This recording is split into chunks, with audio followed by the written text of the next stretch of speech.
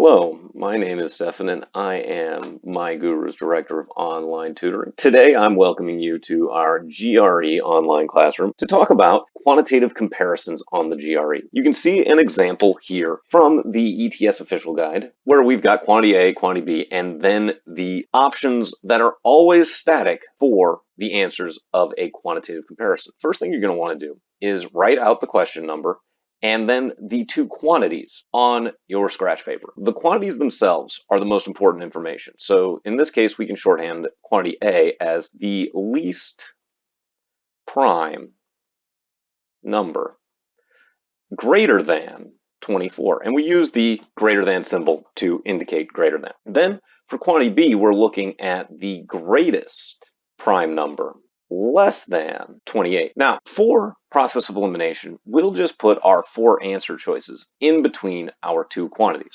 Until you have 100% memorized the four options, quantity A is greater, quantity B is greater, the two quantities are equal, or the relationship cannot be determined, you can use these little helper symbols to remember what the answer choices refer to. So face a greater than symbol at quantity A for choice A, face a greater than symbol toward quantity B for choice B, place an equal sign over top of choice C, and then a little N/A over top of choice D, which stands for not always, as in the relationship is not always the same. Whenever you're looking at a quantitative comparison, what you first want to do is decide whether or not you need to plug in. Now, in this case, we don't really have any variables. We've just got some arithmetic definitions for quantity A and quantity B. So if there are no variables in the quantitative comparison, immediately eliminate choice D.